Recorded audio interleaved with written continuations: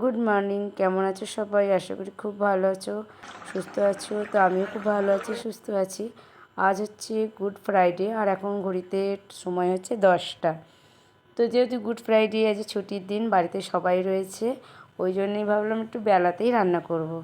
অন্যান্য দিন যেমন হয়তো আমার 7টা সাড়ে 7টার মধ্যেই রান্না কমপ্লিট হয়ে যায়, আর সবাই বেরিয়েও যায় আমরা কাজে। তো আজকে যেহেতু বাড়িতে রয়েছি, ভাবলাম একটু দেরিতেই রান্না করব। তো আজকে রান্না করব ঠিক করলাম সজনা ডাঁটা আলু দিয়ে মাছের ঝোল, আর কটা পুঁটি মাছ নিয়ে এসেছে বর্মশাই। কী হচ্ছে বলতো, মানে বাজারে যখন গেছিলো না, তখন আর পুঁটি মাছটা তো এখন বাজারে খুব একটা দেখাও যায় না, আর যদিও দেখা যায় তো মাছটা খুব তাড়াতাড়ি শেষ হয়ে যায়। তো বর্মশাই যে মাছালির কাছ থেকে মাছ নিয়েছে, মানে এই কাটাপোনা মাছটা নিয়েছে না, ওখানে ওর কাছে পুঁটি মাছও ছিল। তো সব বিক্রি হয়ে গেছিলো, 150 মতন ছিল। তো ওইটাই নিয়ে এসেছে। বর্মশাইয়ের আবদার পুঁটি মাছের টক খাবে, তো ওটাই রান্না হবে। তো চলো একবার খোঁজো কি করছে দেখে আসি। কি খেলা হচ্ছে সোনু? বাবা, চান হয়ে গেছে তোমার? ও বাবা, আয়না দেখছে। হ্যাঁ না, আয়না দেখা হচ্ছে, আয়না। এই যে আয়না দেখছে, আয়না দেখতে প্রচুর ব্যস্ত। দুধ এসছে বাবা, ওটা মুখে দেয় না। শোনো, চিচি চিচি চি। তোমার নাম কি একটু বলে দাও তো? তোমার নাম কি বলে দাও তো? একটু গান করে দাও তো বাবা, একটু গান করে দাও তো, একটু গান করে পিছনে থেকে শুনিয়ে দাও, শুনে একটু গান করে দাও, গান করে দাও জোরে জোরে জোরে জোরে, একটু গানটা করে জোরে জোরে, একটু গান করে দাও। বাবা খালি শুয়ে পড়ছে, একটু জোরে জোরে গানটা করো বাবু। তোমার কি রাত্রিরে ঘুম হয়নি? কেউ শুয়ে পড়েছে দেখো, পাপ করে দাও তো একটু, পাপ। ঘুঁচুবাবুর খেলা দেখতে গিয়ে আমার মাছটাই পুড়ে গেছে। পুড়ে যায়নি, মাছটা পুরো লাল হয়ে গেছে। তো এখন পিসেমশাইয়ের সাথে খেলতে প্রচুর ব্যস্ত। ওর আবার শখের জায়গা হচ্ছে ওই ড্রেসিং টেবিলের খাটের ওই কোনায় যে আয়নাটা রয়েছে, শোকেসটা, ওর শোকেসের জায়গাটায়। ও যতই যাক না কেন ওই শোকেসের জায়গাটায় গিয়ে দাঁড়িয়ে থাকবে। আর ওই খাটের পাশটায় না অনেকটা ফাঁকা রয়েছে, ভয়ও লাগে যদি যায় ওখানে যাবার ঢুকে যায় তাহলেই হয়েছে কেলেঙ্কারি। তার জন্য ওকে খাটে যখনই ওঠানো হয়, আমরা কেউ না কেউ থাকি। বদমাইশি এত যে ওই ফাঁকা জায়গাটাতে গিয়ে ও পা ঝুলিয়ে বসে থাকবে।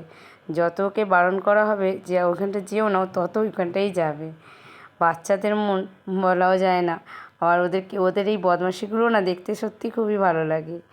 তো আমি এদিকে মাছগুলো দেখো একটা একটা করে ভেজে নিলাম। তো নিয়ে এবার বাকি মাছটা দিয়ে দেবো। তো কী বলো তো, এই গরমের মধ্যে না সত্যি কথা বলতে বেশি তেল মশলার জিনিস না খেতে একদম ভালো লাগে না। মনে হয় যেন যে যত হালকা খাবো এই গরমে, ততই হয়তো সুস্থ থাকবো আর ভালো থাকবো। ওই জন্যেই আমি এদিকে বেশি কিছু রিচ সেরকম রান্নাও করিনি। আর এই গরমে আমাদের বাড়িতে না সেরকম অত বেশি তরকারিও খুব একটা ভালোবাসে না। যত সেদ্ধ সেদ্ধ খেতে তুমি রান্না করে দাও না কেন, তত সেদ্ধ খেতেই ভালোবাসে। আর বেশিরভাগ তো আমার মা তো খেতেই চায় না। আমি যেই সবজিগুলো রান্না করি না, আমার মা ওখান থেকে বেশি সবজি কিছু খেতেই চায় না। হালকা যত তুমি সেদ্ধ দাও, আলু সেদ্ধ, পেঁপে সেদ্ধ, ডাল সেদ্ধ, এগুলো দিলে মা এগুলো খুব ভালো করে ভালো মন্দ খায় আর কি, ভালো করেই খায়। তবে আমারও খুব একটা খারাপ লাগে না। যত সেদ্ধ খাবে দেখবে তোমার হজমটাও খুব তাড়াতাড়ি হবে, আর গ্যাসের কোনো প্রবলেম হবে না। এখন তো অধিকাংশ মানুষের গ্যাসের জন্য এত গ্যাসের প্রবলেম যে যদি জলটা খাই তাতেও মানুষের গ্যাস হয়ে যাচ্ছে। তবে মাঝে মাঝে আমার হয়, এমন গ্যাস হয় না যে হয়তো তুমি উঠে দাঁড়াতে পারবে না, এতটাই মাথা ঘোরায়। তবে মায়েরও আছে, কেন মা যেহেতু ওষুধগুলো খায় খুব কড়া কড়া, তো ওর জন্যে মায়ের পেটটা একটু গরম হয়ে যায়, আর তখনই গ্যাসটা, আর মায়ের গ্যাসটা না হলে খুব ভয় লাগে, কেন মায়ের গ্যাস হলেই মাথার দিকে ওঠে, আর মাথা ফাথা এত ঘোরে যে উনি আর উঠতে পারে না এরকম। তো ওই জন্যই আমরা তেল মশলাটা না খুবই কম খাই। তোমরা দেখে থাকবে আমি যখন রান্না করি না, কড়াইতে তেলটা খুব অল্প পরিমাণের দিই। তবু যেন মনে হয় আমার ঘরের লোকেরা বলে তবু যেন আমি বেশিই তেল দিয়ে দিই। কারণ আমি যথেষ্ট চেষ্টা করি যে অল্প তেলে রান্না করতে, যাতে মানুষগুলো সুস্থও থাকবে, ভালো থাকবে, আর তাদের কোনো ক্ষতি হবে না। কিন্তু কিছু করার নেই, এক একটা রান্না এমন থাকে না যে একটু তেল বেশি করে না দিলে সেই রান্নাটা হয়তো ভালো লাগে না। তবে সবসময় তো একদম ফিকে রান্না খেতে ভালো লাগে না। তো মাঝে মাঝে হয়ে যায় একটু তেল মশলা, হয়তো মনে করো মাটন হলো, তারপরে মাটন মুরগি দুটোতেই, চিকেনেও আমরা একটু পেঁয়াজ রসুনটা, মাংসতেই বেশিরভাগ মানে পেঁয়াজ রসুনটা পড়ে, তবে মাছে আমি অতটা হয়তো, সব মাছেই কিন্তু দেখবে পেঁয়াজ রসুনটা পড়ে না, সব মাছেই পেঁয়াজ রসুনটা দেওয়াও যায় না, হয়তো কোনোটাতে তুমি একটু সর্ষে বাটা দিলো, কোনোটা একটু জিরে বাটা দিলো, এই দিয়েও হয়ে যায়। তো এরমভাবেই চেষ্টা করি মানুষগুলোকে বাড়িতে সুস্থ রাখার জন্যে।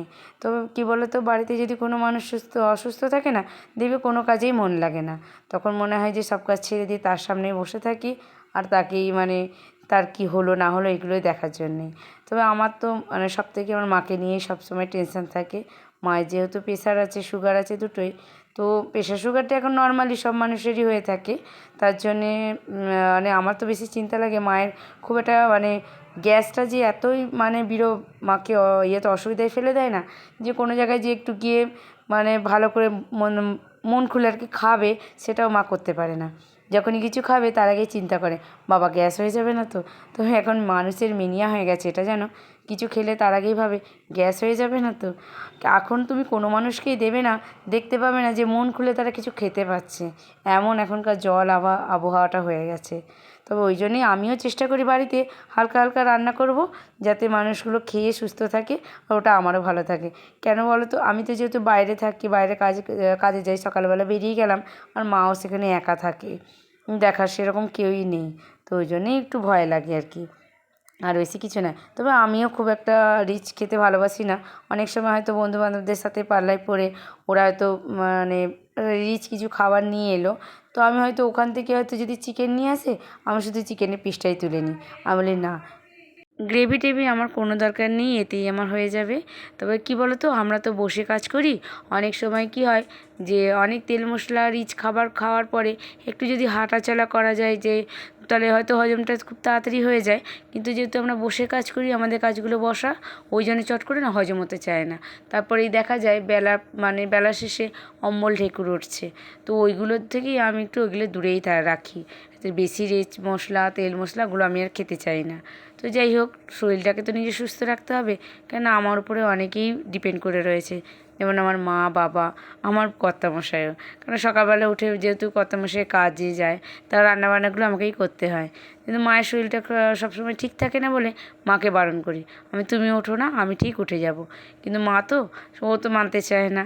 তো কী করে বলো তো, উঠেই দেখি আমি আসতে হয়তো আমার একটু লেট হয়ে যায়, কিন্তু আমি নিচে থাকি, তো আমি ওপরে রান্না করি, তো আসতে যদি লেট হয়ে যায়, মা দেখি এবার ভাত বসিয়ে দিয়েছে, তখন আমি বলি যে তোমাকে কে উঠতে বলেছে, বলে না তোর আসতে দেরি হচ্ছে, ওই জন্য আমি ভাতটা বসিয়ে দিলাম। তো যাই হোক, মা ভাতটা বসিয়ে দিলে আমি এদিকে এসে মানে সবজিগুলো কেটে রান্নাটা করি, আমার তাড়াতাড়ি হয়ে যায়।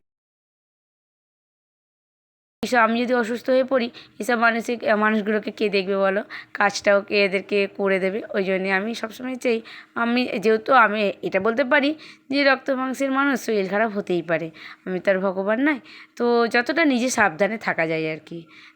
কথা বলতে বলতে এদিকে দেখো আমার মাছের ঝোলটাও প্রায় হয়ে এসেছে, আলু টালুগুলো সব সেদ্ধ হয়ে গেছে, তো ভালো মাছগুলো দিয়ে দিই, আর মাছগুলো দিয়ে বেশি ঝোলটা ফোটাবো না, মাছগুলো না তো একদম ঝোলে বেশি ফুটে গেলে কী বলো তো, একদম নরম হয়ে যায়, তখন আর যেন খেতে ভালো লাগে না। তো এদিকে মাছের ঝোলটাও আমার হয়ে গেছে, আর মাছের ঝোলটা নামাবার আগেই না ধনে পাতা দুটো ডাল কুচিয়ে দিয়ে দিয়েছিলাম, পাতাগুলো কেটে নিয়ে নিয়েছি চাটনি বানাবো বলে, আর কিছু পুঁই শাকের ডালও ছিল, তো কুমড়ো আলু বেগুন টেগুন সবই ছিল, তো ভাবলাম একটু চচ্চড়িও বানিয়ে নিই। তো এদিকে আমি বসিয়ে দিয়েছিলাম চচ্চড়িটা, তো আমার চচ্চড়িটা প্রায় হয়েই গেছে, দেখো ঝোলগুলো পুরো শুকিয়ে গেছে। তো চলো কী কী রান্না করলাম সেগুলো তোমাদের দেখিয়ে দিই। একটা পদ রান্না করতে না কোনো সময় ভালো লাগে না, যে করে হোক দুটো তিনটে পদ হয়েই যায়।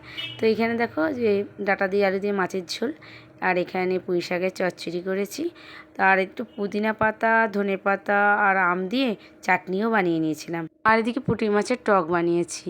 তো অনেকটাই বেলা হয়ে গেছে, তো বরমশাই আর বাবার খাওয়াও হয়ে গেছে, এবার মা আর আমি বসবো। তো ভিডিওটা আমি এখানেই শেষ করলাম, বাই টাটা।